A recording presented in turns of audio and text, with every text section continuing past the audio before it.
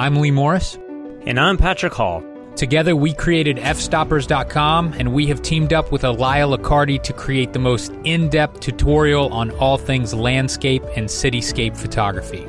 Join us as we take you behind the scenes and around the world to over 7 unique countries in our quest to find the perfect landscape photographs.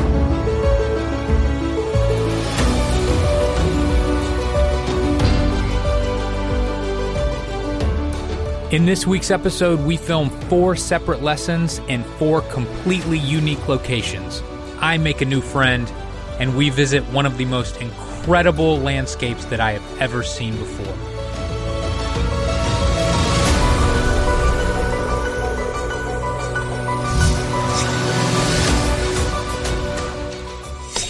All right, day 4, packing up early as always, heading on to the next spot. Look at this. You see Patrick way out there. Let's go check Patrick out. What the hell is this? I just put the legs up, and I didn't want to pull the legs back down.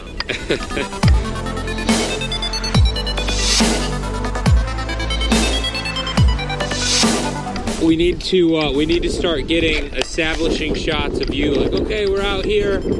It's before sunrise, or the sun's starting to rise right now, and then we'll get all these beauty shots of the area.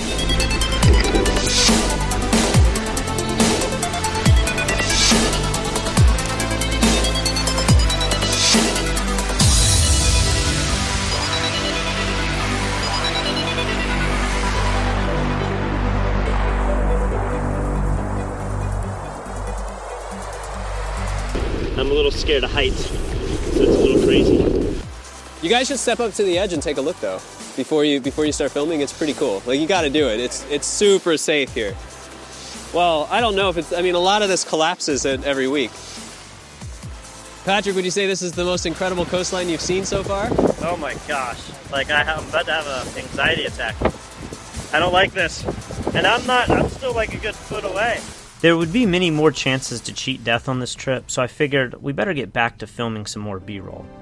We're actually getting some B-roll shots here. Patrick we have on the Kessler pocket jib. And then over here, I have the Stealth slider by Kessler with the motor on the back. And what we've got it electronically going right now. We've got it powered with the Vagabond. This lesson from the tutorial went really well, with Elias spending most of the morning focusing on how you can improve your landscape compositions. And maybe even go over some things that are often overlooked by photographers. So really, today, the key is making the best out of the composition and using as much of the foreground and the cliff face as possible. So now that I'm set up right here, right in the middle, I'm going to work on a few compositions that I like, that I think work really well, and I'm also going to show you a few that don't. It was only after we packed up and started to head back to the car that we really realized how much danger we might have been in.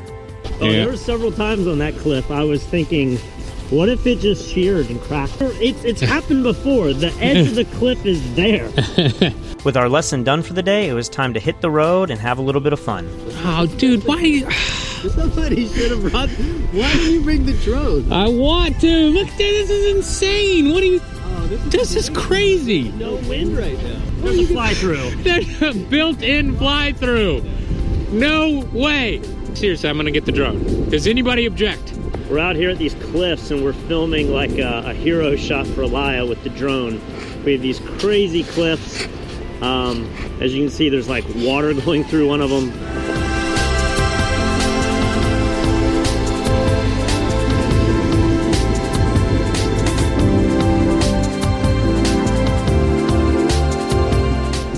We'll have to see how this footage looks, but landscapes like this, I'm sure it's going to look pretty awesome.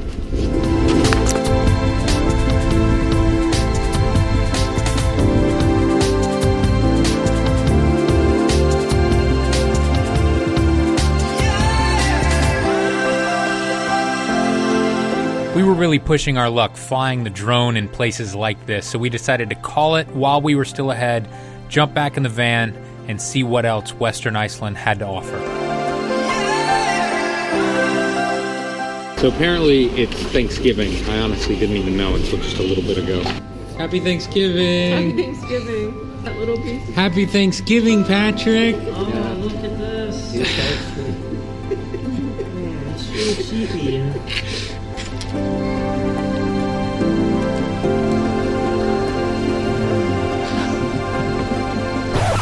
I think this is pretty much the worst pizza I've ever had.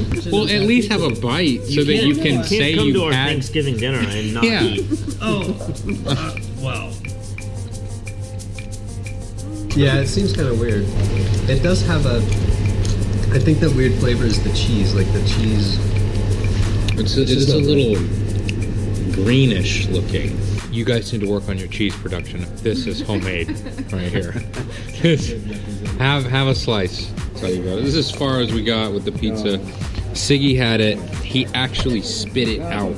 He said he's never tasted anything so bad in his life. You tried to tell me too that this was homemade cheese. Now what do you say? Now this is not a pizza. I discovered that. There's no ingredients in this that remind me of pizza. This ended up being officially the worst Thanksgiving of my entire life. But it didn't put anybody in a bad mood. We were excited for the next day. What do you got there, Elia? I have a whole box of about 50 different filters from Format High Tech, the new Firecrest stuff. They pulled this off the production run, so we actually have the first filters in hand in the world. I have more down here. These are rings and ring adapters. We're at the next waterfall. Let's check this out. Sun's starting to rise. Yes, it is icy. Whoa, I'm about to fall. The problem is we have to climb out on the rocks over the waterfall. Do we really? Yeah, and it's like super icy. Dude, I'm gonna bust my ass just walking down there. Actually, yeah, let me just get footage of you attempting this. Gosh, this is crazy. This is like a jagged death trap. There's a chance we could climb out on the icy rocks without crampons and potentially fall into the waterfall, which would kind of suck, to be honest. If you were gonna do this, I didn't think it was gonna be icy. You need actually crampons for your feet. Now, a flaw in Patrick's boots is they don't actually come with crampons. You think you'd be able to press a button, it would go, and they just come out like little claws. All right, we're here at sunrise at this incredible waterfall. I'm gonna take the drone up through the waterfall, not in the water, hopefully, and get this amazing sunrise as well. Let's test it out. This is difficult because I'm flying through a canyon, like that Star Wars scene. And then at the end, there's a huge waterfall with mist flying all over the place. So I'm trying to keep the copter dry in terms of falling in the water, but also not flying in the mist.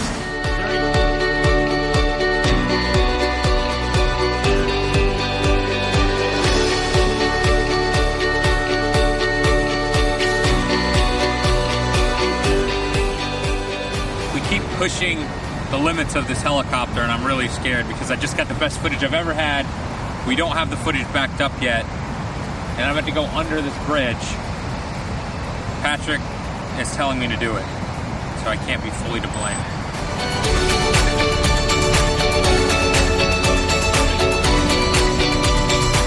The drone footage was looking really great, but we were facing a new problem near the waterfall. Naomi, what are you doing? I'm kicking Elias. You're kicking him, all right. She's been kicking them all the whole trip. All right, guys, we're here in northern Iceland at Godafoss Waterfall. It's just after sunrise. We spent the morning trying to scout additional locations and found it to be sort of an icy death trap on the rocks. We don't have any crampons for our shoes, so we made it down to this lower area that's safe right now, and we've kind of gauged where the sun is. We've set up for this one shot here. And though I'm not really happy with the shot, it's still nice. So what we're gonna do is wait around until sunset when the sun position is gonna be a little bit more helpful for us, and we're gonna get to more of a beautiful vantage point to shoot it. We're about to abandon the whole shot. We've been shooting all morning. We have tons of incredible B-roll footage and drone footage. But Elias is not happy with the picture, and so he doesn't want to put it in the video. He's currently walking. You probably can't see him. He's way down there. There's a trail that goes all the way around the waterfall, back around the back, and so he's gonna go down there and see if we can safely get out there without crampons. Moving locations proved to be a huge success, and Elia was really happy with the newfound perspective. All right, so I've moved around a little bit more and got a different vantage point of this waterfall, and I have to say I really, really like it. It even looks like I could go down a little bit further and get right up next to this waterfall. But for this demonstration, I think I can illustrate everything better if we stay up here. Now, I really, really like the way this looks. There's some nice rocky stuff in the foreground. From the bottom right, across the bottom of the frame, into this close waterfall actually wraps the viewer all the way around the shape of the waterfall and back out the top right side.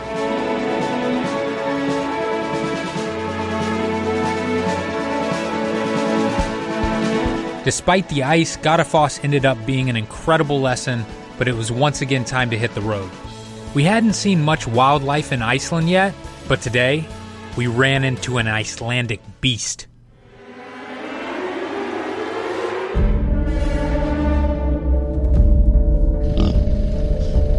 Shouldn't be out here. I can't tell if he's angry or not. I don't think he's that bad. Go pet him. No.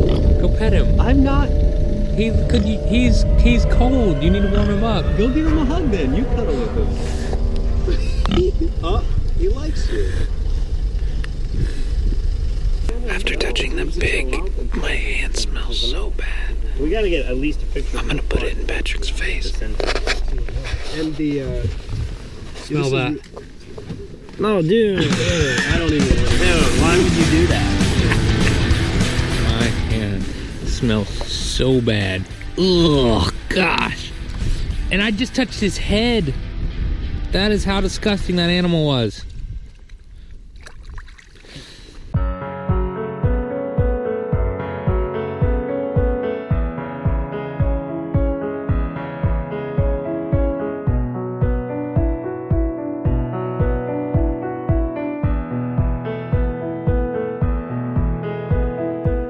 While Patrick was setting up the next shot with Elia, I worked with Siggy to get some cool follow shots with the van and the drone.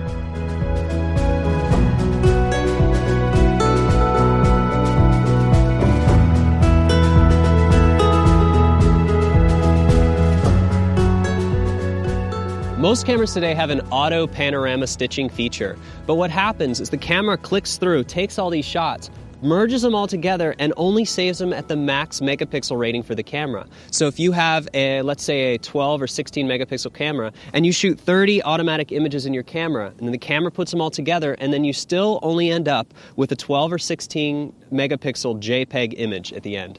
By doing this manually, shot for shot, we end up with complete control over each individual RAW file, and we get to stitch a pano that has a very, very high megapixel count. This location in Vesterhorn was perfect to teach a lesson on panoramic photography, but we had to move forward and prepare for the icy conditions ahead. We are now buying crampons for the entire group. So we have a serious problem here. Patrick's boots are so big, they don't make crampons. They need larger options than extra large. I've never been an extra large. They need extra large, then space boot. Yeah.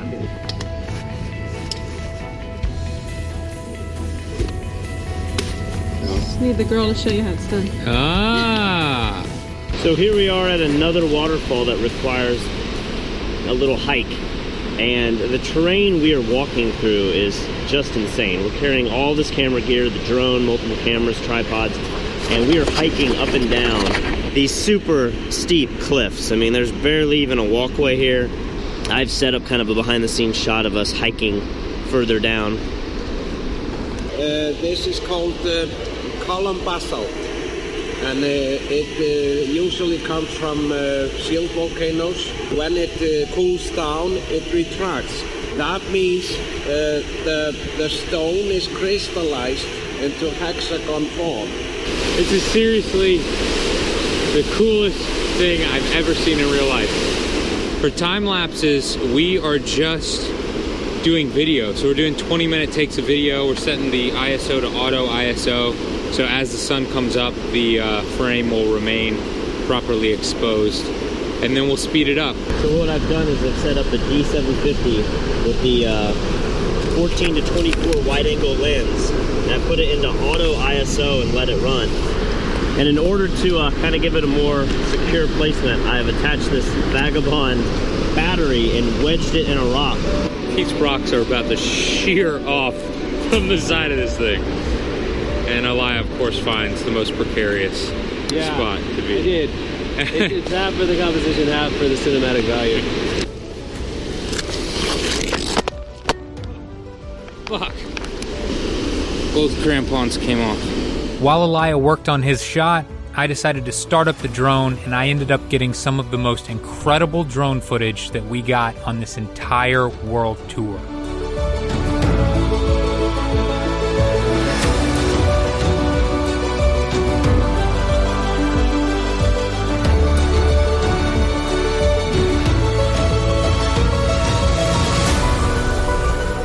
While things were going great for me, things were not going quite so well for Elia. So we have our first production casualty, a brand new 4-stop Firecrest neutral density glass filter. I actually bought a spare one of these too, just in case, so I'm happy that I did. Now what I'm gonna do next is take a little bit of artistic license on this image, and I'm gonna use a 4-stop neutral density filter to smooth the water. I want to try to get a 15 or a 30-second exposure to have those nice tendrils of smooth water, and I'm going to use this exposure as an additional element to blend in post-processing. As the sun was setting, it was time to hike back, but Naomi would not let us back in the van until our shoes were clean. So what are you doing there, Lee? Cleaning the crampons.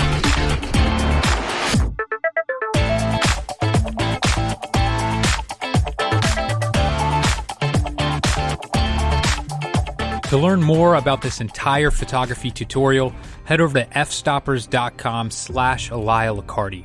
In next week's episode, we hire a private guide and a 4x4 so that we can visit a natural glacier ice cave.